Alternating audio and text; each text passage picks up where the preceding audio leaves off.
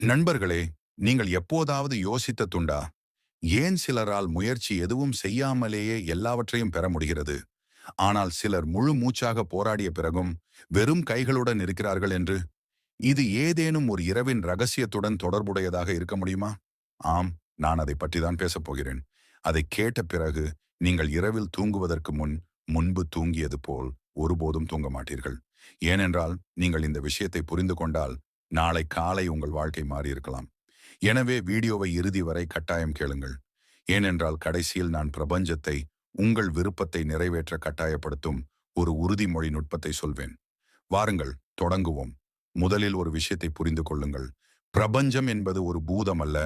அதாவது என்னை ஒரு கோடீஸ்வரனாக்கு என்று நீங்கள் சொன்னதும் அடுத்த நாள் காலையில் படுக்கையில் பணக்கட்டுகள் கொட்டி கிடக்கும் என்று அர்த்தமல்ல. பிரபஞ்சம் சரி எஜமானரே என்று சொல்லும் ஒரு வேலைக்காரன் போல் செயல்படாது. இது ஒரு உயிருள்ள, உணர்வுள்ள மற்றும் மிகவும் அறிவார்ந்த உணர்வு. மிக முக்கியமான விஷயம் என்னவென்றால், அது ஒவ்வொரு கணமும் உங்களுக்கு உள்ளேயும் வெளியேயும் இரண்டு இடங்களிலும் இருக்கிறது.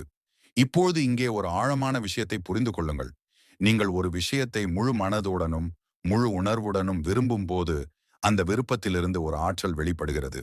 அது கண்ணுக்கு தெரியாதது, ஆனாலும் மிகவும் சக்தி வாய்ந்தது. உங்கள் மூளையின் அலைகள், உங்கள் உணர்வுகள், உங்கள் நோக்கம் அனைத்தும் சேர்ந்து ஒரு அதிர்வெண்ணை உருவாக்குகின்றன. பிரபஞ்சம் அதே அதிர்வெண்ணை பிடிக்கிறது. இப்போது யோசித்து பாருங்கள். உங்கள் மனமே ஒவ்வொரு கணமும் பயம், சந்தேகம் மற்றும் குறைபாடு ஆகியவற்றால் நிறைந்திருந்தால் பிரபஞ்சம் என்ன கேட்கும்? பயம், சந்தேகம், குறைபாடு இவற்றையே. அப்பொழுது மக்கள், நான் முயற்சி செய்கிறேன், பின் ஏன் நடக்கவில்லை என்று கேட்கிறார்கள். ஏனென்றால் நீங்கள் முயற்சி செய்யவில்லை. நீங்கள் தோல்வி அடைந்து விடுவோமோ என்று பயப்படுகிறீர்கள். மேலும் இந்த பயமே உங்கள் அதிர்வெண்ணாக மாறுகிறது. பிரபஞ்சம் மிகவும் எளிமையானது. நீங்கள் எதை உணர்கிறீர்களோ அதையே அது திருப்பி அனுப்புகிறது. அதாவது, பகலில் நீங்கள் எனக்கு பணம் வேண்டும் என்று சொன்னால், ஆனால் இரவில் அது கிடைக்காவிட்டால் என்ன செய்வது என்று யோசித்தால், பிரபஞ்சம் அது கிடைக்காவிட்டால் என்ன செய்வது என்ற விஷயத்தை பிடித்துக் கொள்கிறது. இது கொஞ்சம் விசித்திரமாக தெரிகிறது அல்லவா? ஆனால் இதுதான் அதிர்வு அறிவியல். இப்போது கேள்வி என்னவென்றால், பிரபஞ்சம் எப்போது கேட்கிறது? நாம் எல்லா நேரத்திலும் யோசித்துக் கொண்டிருக்கிறோம், பேசிக் கொண்டிருக்கிறோம். அப்படியானால் அது எப்போது கேட்கிறது? அதற்கான பதில் இரவில். இரவின் நேரம் மிகவும் புனிதமான நேரம். நாள் முழுவதும் நம் மனம் ஓடிக்கொண்டே இருக்கிறது. வேலை, சமூக ஊடகங்கள், மொபைல், மக்களின் பேச்சுக்கள், நம் மனம் சிதறி கிடக்கிறது. ஆனால் இரவு வந்தவுடன் உடல் சோர்வடைகிறது. மேலும் மனமும் அமைதியாக தொடங்குகிறது. இப்பொழுது கேளுங்கள். இதுதான் உங்கள் ஆழ்மனம் திறக்கத் தொடங்கும் தருணம். இந்த மனம்தான் உங்கள் எல்லா நம்பிக்கைகளையும், பயங்களையும், விருப்பங்களையும் பாதுகாத்து வைத்திருக்கிறது. நீங்கள் எதை உண்மையாக நம்புகிறீர்களோ அதையே இது பிரபஞ்சத்திற்கு அனுப்புகிறது. நான் உங்களுக்கு ஒரு உதாரணம் தருகிறேன். நீங்கள் நாள் முழுவதும் எனக்கு புதிய வேலை வேண்டும் என்று நினைத்தீர்கள் என்று வைத்துக் கொள்வோம். ஆனால் இரவில் தலையணையில் தலை வைத்த போது உள்ளிருந்து ஒரு குரல் வந்தது. ஒருவேளை நான் இதற்கு தகுதியானவன் இல்லையோ? இப்போது சொல்லுங்கள், எது உண்மை? நீங்கள் சொன்னதா அல்லது நீங்கள் உணர்ந்ததா? நினைவில் கொள்ளுங்கள், பிரபஞ்சம் வார்த்தைகளை கேட்பதில்லை, அது உணர்வுகளை கேட்கிறது. இரவு என்பது உங்கள் உணர்வுகள் ஆழமான நிலையை அடையும் நேரம். நீங்கள் நினைப்பீர்கள், அப்படியானால் பகலில் நினைப்பதில் என்ன பயன்? நிச்சயமாக பயன் உள்ளது. பகலில் பயிற்சி நடக்கிறது. ஆனால் இரவில் பரீட்சை நடக்கிறது. இரவில் உங்கள் ஆழ்மனத்தின் கதவு திறக்கிறது. அந்த கதவுதான் பிரபஞ்சத்தின் தகவல் தொடர்பு வழிக்கு செல்கிறது. இப்போது கொஞ்சம் அறிவியலையும் புரிந்து கொள்ளுங்கள். நாம் தூங்கும் நிலைக்கு வரும்போது நம் மூளையின் அலைகள் பீட்டாவில் இருந்து ஆல்பாவிற்கும் பின்னர் தீட்டா நிலைக்கும் செல்கின்றன. தீட்டா நிலை என்பது தியானம் நடக்கும் நிலை, குழந்தைகள் மிக வேகமாக கற்றுக்கொள்ளும் நிலை, மேலும் வெளிப்படுத்துதல் ஆழமாக செயல்படும் நிலை. இந்த நிலையில் நீங்கள் தர்க்கத்துடன் சிந்திப்பதில்லை. நீங்கள் உணர்கிறீர்கள். நீங்கள் எதை உணர்கிறீர்களோ அதுவே பிரபஞ்சத்தின் மொழி. இப்போது உங்களையே கேட்டுக்கொள்ளுங்கள். நீங்கள் இரவில் எதை ஒளிபரப்புகிறீர்கள்? பயமா, கவலையா அல்லது நன்றி உணர்வா? ஏனென்றால் இந்த ஒளிபரப்பு தான் நாளை காலை உங்கள் யதார்த்தமாக திரும்புகிறது. அதனாலதான் ஆன்மீக குருக்கள் எப்பொழுதும் இரவில் தூங்குவதற்கு முன் உங்கள் எண்ணங்களை சுத்தப்படுத்துங்கள் என்று கூறியுள்ளார். ஏனென்றால் அந்த எண்ணங்களே நாளைய பிரபஞ்சத்தை முடிவு செய்கின்றன. இப்போது யோசித்து பாருங்கள். உங்கள் மனம் ஒவ்வொரு இரவும் குறைபாட்டை நினைத்தால் பிரபஞ்சம் எப்படி வளத்தை கொடுக்க முடியும்? பிரபஞ்சம் உங்கள் எதிரி அல்ல, அது ஒரு கண்ணாடி. நீங்கள் எதை அனுப்புகிறீர்களோ அதையே அது காட்டுகிறது. கொஞ்சம் உண்மை, கொஞ்சம் இரக்கமற்றது, ஆனால் மிகவும் நியாயமானது. இப்பொழுது ஒரு சிறிய கதையை கேளுங்கள். ஒரு துறவி இருந்தார். அவர் ஒவ்வொரு இரவும் தூங்குவதற்கு முன் ஒரே ஒரு விஷயத்தை மட்டுமே சொல்வார். நன்றி ஆண்டவரே, இன்று நாள் அற்புதமாக இருந்தது. அன்றைய நாள் மோசமாக இருந்தாலும், அவர் யாரையாவது இழந்திருந்தாலும், அவர் எப்போதும் நன்றி உணர்வுடன் தூங்குவார். சில மாதங்களிலேயே அவரது வாழ்க்கை மாறிவிட்டது என்று சொல்கிறார்கள். ஏன்? ஏனென்றால் நன்றி உணர்வு என்பது வளத்தின் அதிர்வெண். நீங்கள் நன்றி சொல்லும்போது, நீங்கள் குறைபாட்டை அல்ல, நிறைவுறுதலை ஒளிபரப்புகிறீர்கள். பிரபஞ்சம் அதையே திருப்பி அனுப்புகிறது. இப்பொழுது உங்கள் வாழ்க்கையை ஒரு கணம் பாருங்கள். இரவில் நீங்கள் படுக்கையில் படுக்கும்போது என்ன நினைக்கிறீர்கள்? நாளை எப்படி பிள்ளை கட்டுவது? ஏன் எல்லோரும் எனக்கு எதிராக இருக்கிறார்கள்? அல்லது நான் தகுதியான அனைத்தையும் பெறுகிறேன் என்று நினைக்கிறீர்களா? நீங்கள் எந்த எண்ணத்தை தினமும் திரும்ப திரும்பச் சொல்கிறீர்கள்? ஏனென்றால் அதுதான் உங்கள் யதார்த்தத்தை வடிவமைக்கிறது. நீங்கள் இந்த விஷயத்தை புறக்கணித்தால் கூட பிரபஞ்சம் தொடர்ந்து கேட்கும். ஆனால் நீங்கள் அறியாமல் எதை ஒளிபரப்புகிறீர்களோ அதையே அது அனுப்பும். அதாவது, நீங்கள் பயத்தை அனுப்பினால் அது பயத்தின் அனுபவத்தை அதிகரிக்கும். நீங்கள் குறைபாட்டை நினைத்தால் அது இன்னும் அதிக குறைபாட்டை கொடுக்கும். பிரபஞ்சம் நடுநிலையானது. அதற்கு நல்லது கெட்டது தெரியாது. அது வெறும் ஆற்றலை மட்டுமே அடையாளம் காண்கிறது. எனவே பிரபஞ்சம் கேட்கிறதா என்பது கேள்வி அல்ல. நீங்கள் அதற்கு என்ன கேட்க வைக்கிறீர்கள் என்பதே கேள்வி. பலர் என்னிடம், நான் இரவில் உறுதிமொழிகள் சொன்னேன், ஆனாலும் பதவி உயர்வு கிடைக்கவில்லை என்று கூறுகிறார்கள். நான் சொல்கிறேன், 3 நாட்களில் பிரபஞ்சம் உங்களை சரிபார்க்கத்தான் தொடங்கியுள்ளது, அங்கீகரிக்கவில்லை. இது அமேசான் அல்ல. அடுத்த நாள் காலையில் டெலிவரி கிடைக்க. இது பிரபஞ்சம். இங்கே முதலில் அதிர்வு ஒத்திசைந்து பின்னரே யதார்த்தம் வருகிறது. இப்பொழுது புரிந்து கொள்ளுங்கள், நீங்கள் உங்கள் எண்ணங்களை கட்டுப்படுத்தும் இரவின் அந்த சில நிமிடங்கள் உங்கள் வரவிருக்கும் மாதங்களுக்கான நீல அச்சு ஆக மாறுகிறது. எனவே அடுத்த முறை நீங்கள் இரவில் படுக்கும்போது இதை மட்டும் நினைவில் கொள்ளுங்கள். உங்கள் மனம் அனுப்புபவர், பிரபஞ்சம் பெறுபவர். நீங்கள் எந்த உணர்வை அனுப்பினாலும் அது அதே அதிர்வெண்ணில் பதிலளிக்கும். நீங்கள் இப்போது நன்றி உணர்வை அனுப்பினால் நாளை வளம் திரும்பும். நீங்கள் இன்று பயத்தை அனுப்பினால் நாளை தடைகள் திரும்பும். எனவே அடுத்த முறை நீங்கள் இரவில் உங்கள் தலையணையில் தலை வைக்கும்போது உங்களையே கேட்டுக்கொள்ளுங்கள், இன்று நான் பிரபஞ்சத்திற்கு என்ன கேட்க வைத்தேன்? ஏனென்றால் உங்கள் மனதில் வரும் பதில் உங்கள் நாளைய உண்மையாகும். எனவே நினைவில் கொள்ளுங்கள், பிரபஞ்சம் எப்போதும் கேட்டுக்கொண்டிருக்கிறது. ஆனால் அது வெறும் வார்த்தைகளை அல்ல, உங்கள் அலைகளை, அதிர்வுகளை கேட்கிறது. மேலும் நீங்கள் இரவில் அனுப்பும் அலைகள்தான் காலையில் உங்கள் யதார்த்தமாக திரும்புகின்றன. இரவு இருளின் நேரம் அல்ல, மாறாக அமைதியின் நேரம். வெளியே உள்ள இரைச்சல் முடிவடையும் போது உள்ளே இருக்கும் குரல் கேட்கத் தொடங்குகிறது. மேலும் இந்த குரல்தான் நேரடியாக பிரபஞ்சத்தை அடைகிறது. பகலில் நம் மூளை 24 மணி நேரமும் அதிகப்படியான சுமையுடன் இருக்கிறது. மேலும் மூளை சத்தத்தால் நிறைந்து இருக்கும் பொழுது பிரபஞ்சத்தின் நுட்பமான அதிர்வெண்ணை அடைவது கிட்டத்தட்ட சாத்தியமற்றதாகி விடுகிறது. ஆனால் இரவு வந்தவுடன் எல்லா சத்தமும் மறைந்து விடுகிறது. நீங்கள் உங்கள் உண்மையான நானுடன் இருக்கிறீர்கள். இரவில் நீங்கள் சிந்திக்கும் விஷயங்கள் மிகவும் உண்மையாக தோன்றுவதை எப்போதாவது உணர்ந்திருக்கிறீர்களா? ஏனென்றால் அந்த நேரத்தில் நீங்கள் முகமூடி அணிந்திருப்பதில்லை. இரவில் நீங்கள் எதை நினைத்தாலும் அதுதான் உங்கள் உண்மையான அதிர்வு. பிரபஞ்சம் அதே அதிர்வை பிடிக்கிறது. இரவு வெளிப்படுத்துதல், அதாவது மேனிஃபெஸ்டேஷன் ஏன் சக்தி வாய்ந்தது? அறிவியல் கூட இரவில் நாம் தூங்கும் நிலைக்கு செல்லும் போது நம் மூளை தீட்ட அலைகளை உருவாக்குகிறது என்பதை ஒப்புக்கொள்கிறது. தீட்ட அலைகள் என்பவை தான் ஆழ்மனம் மிகவும் சுறுசுறுப்பாக இருக்கும் நிலையாகும். இது வெளிப்படுத்துதல் ஆழமாக செயல்படும் நிலை.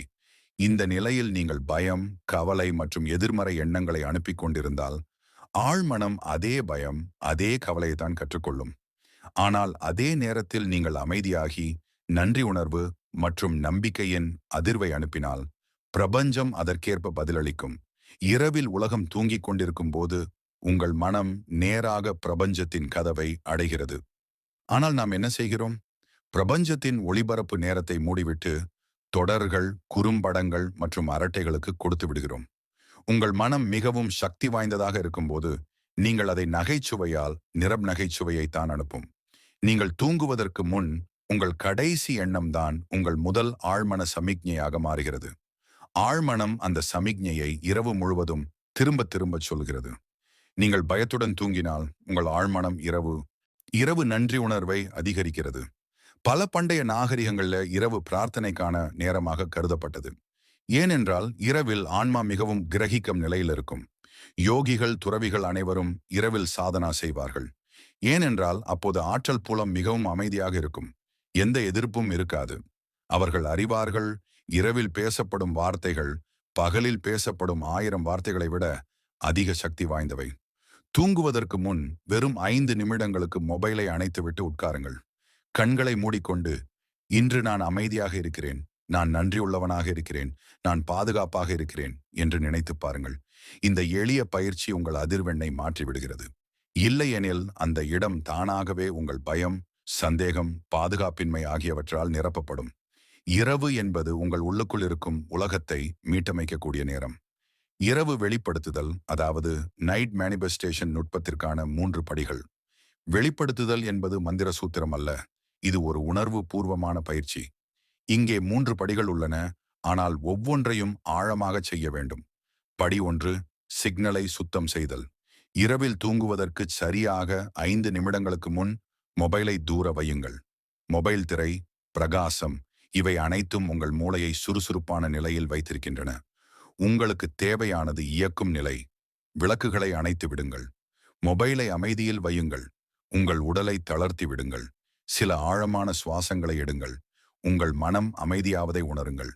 படி 2, தெளிவு மற்றும் நேர்மறை உறுதிமொழி. வெளிப்படுத்துதல் எப்போதும் தெளிவை கேட்கிறது.